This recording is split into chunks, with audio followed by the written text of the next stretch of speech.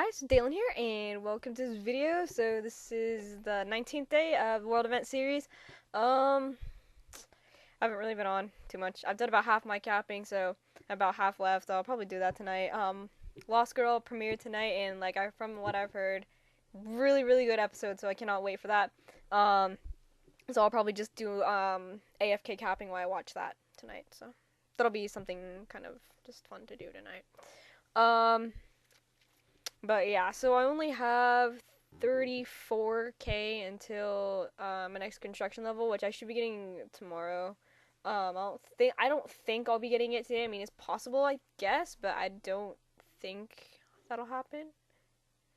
Maybe I could just get a calculator out real quick. Okay, I'm gonna stop doing this for right now. So 15,253 divided by 5, so I have that much more, times 11. Oh, I'll be cutting it really close, because I'll be getting about 33.5k experience, and I'm 34.5, so I'm literally gonna have like 1k XP left, so I may just go like make a couple things, or like something.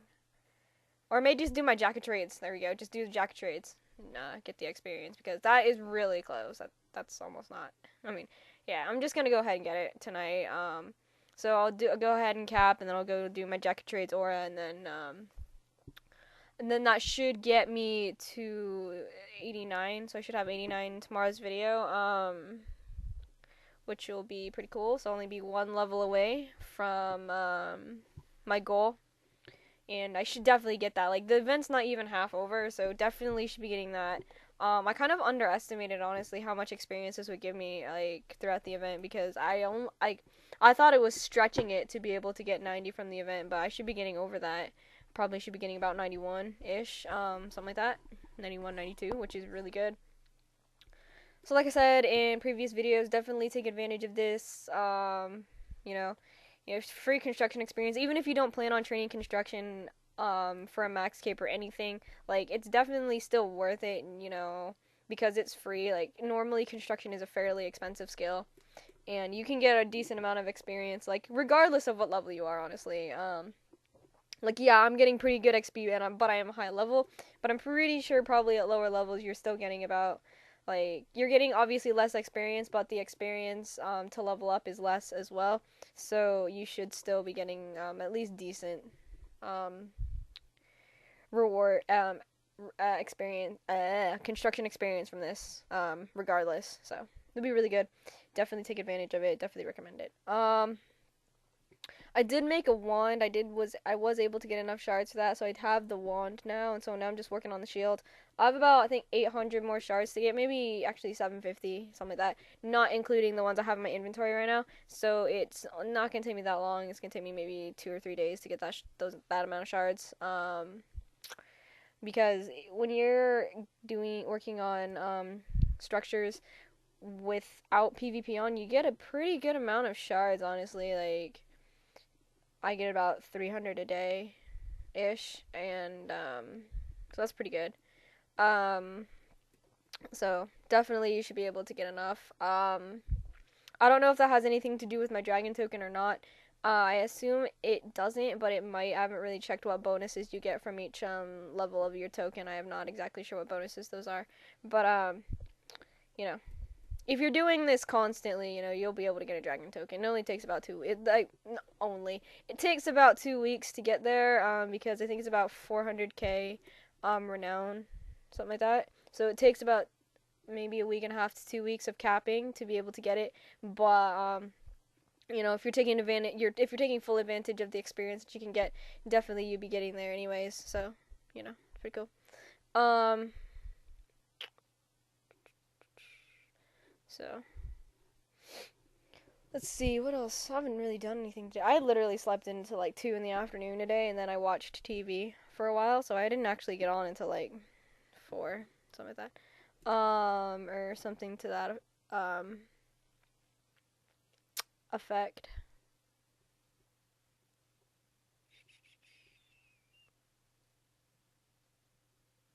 Anyways, I'm just kind of looking at something.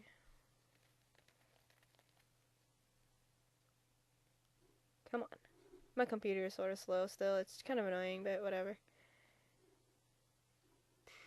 It's really irritating. Let me check something.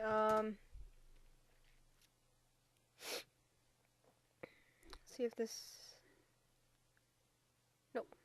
Okay, anyways. Let's see. Just looking at something on the internet. I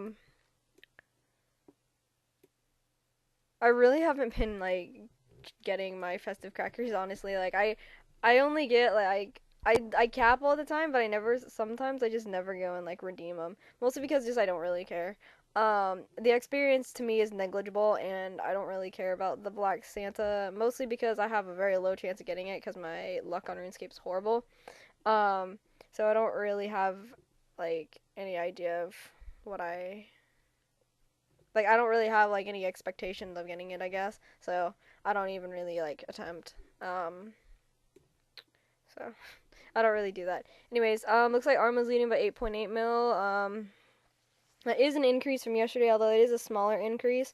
So let's see, what time is it? It is nearly 9 o'clock. So I'm guessing that the lead is obviously slowing down right now, but I'm not entirely positive if it's gonna be enough. I mean, it's obviously, like, possibly enough, but I don't really know, and we'll like, this is kind of a we'll see kind of thing, because I definitely think that Bandos does have the potential to win. I'm not really discounting them from winning. I know there's a lot of people on the forums and whatnot, like, pretty much, like, are just Bandos is gonna lose, 100% gonna lose, and I don't think that's true. It is definitely possible for them to pull through. I mean, 8.8 mil, yeah, it's a pretty large margin, but if enough people jump ship from Arma to Bandos towards the end of the event, that can definitely be made up. I think that's entirely plausible for it to be made up. So I'm not totally discounting Bandos is gonna lose. I think that the odds are against them that they're gonna lose, but the odds are against them, so they will lose. But I don't think that it's entirely that people should write them off that they're gonna lose, because that's not, like, exactly true. I mean, it's definitely possible that they could win. I mean, this one is actually, I think, a lot closer than the Arma and the Sarah and Zami one. That one was fairly decided at the very beginning, mostly because, a lot of people go for Sarah because of the fact that he's, like, a lot of people think that he's the god of good, and so they want to be on the good side. So they go for Sarah. I went for Zami, but personally I don't really like either god, so I kind of just picked what I thought were the less of two evils, but it's just an opinion, whatever.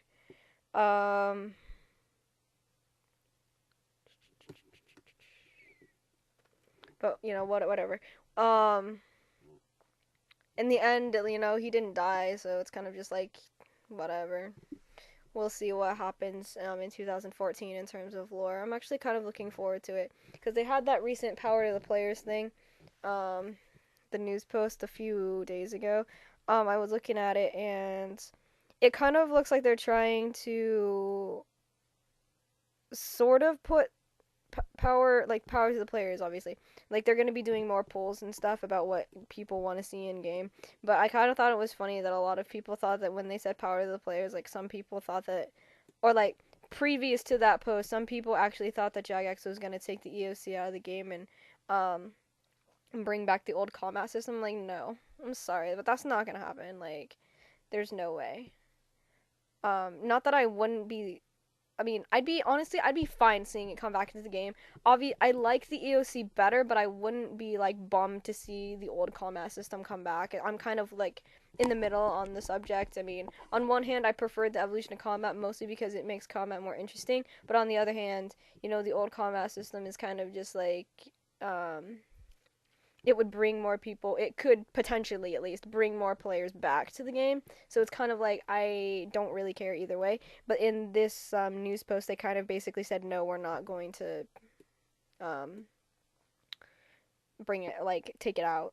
So, so like some of the things that they said they're going to be doing polls for in January is like Invention versus the Elf City quest, or the Elf City. The biggest events. I didn't had no idea actually about the Elf City, but I knew about Invention. So you're gonna be able to vote which one you want out to come out first, the Elf City or Invention. I don't really care either way. I think I may do Elf City just because I think that would be a lot more kind of entertaining. I mean, Invention sounds like it might be a kind of a cool skill, and definitely with a lot of like how you can alter weapons or like get new weapons like soul weapons and what kind of that kind of stuff. So it sounds really interesting, but at the end of the day, I think that Elf City would be kind of a little bit cooler, especially because you know, for those people working towards max and comp capes and stuff, it's kind of like there'd just be another skill sooner that they have to max before they can get it back or achieve one. So you know, whatever. The Easter event, you know, you'll be able to vote on that. You'll be able to vote on what creatures should receive a drop table rework first. Which new dragon would you like to be in the game? I don't exactly know what they mean by that. Maybe like Rune and Addy dragons or whatnot, or like I don't know. I don't really have any idea what those would be, but maybe the metal dragons and kind of stuff. A new map for the theme of a new map for a new mini game. And should they change the quantity and type of game worlds? I definitely think they should change the quantity. I mean, late at night, I mean, I see only sometimes like 30, 40 people in a world. Like, there's no reason for them to have worlds like that. Like, I definitely think they should get rid of some of them. Um, you know, it is gonna suck for those worlds those people who like the worlds that get removed. If it's their home world, that would suck. But at the end of the day, I definitely think that there's too many game worlds to player ratio. I don't think there's. I mean, you know, I never see a maxed out world anymore like there used to be. So I definitely think there should be ones that would be gone. But yeah, they're not taking EOC out of the game. That was mentioned in this post, so it's not gonna happen. So for any of you guys who had hopes, it's not gonna happen. Some other changes apparently they're going to make are new. They want to increase emphasis on high level content. They want to increase the number of quests they release, and they want to improve everyday gameplay. So it seems kind of cool, and you know we'll see how that goes in 2014. I'm definitely looking forward to quests just because you know the backstories and lore and that kind of stuff. And quests aren't that bad. I mean, I really didn't like quests for a long time, and then I started working on a questcape, and I kind of learned to like them. So quests aren't that bad anymore, at least to me. But you know, whatever. Um. Anyways, I think I'm gonna go ahead and stop recording. I don't really have a lot beyond that. So, anyways, guys, you know, I hope you guys enjoyed the video. I'll see you later. Thanks. Bye.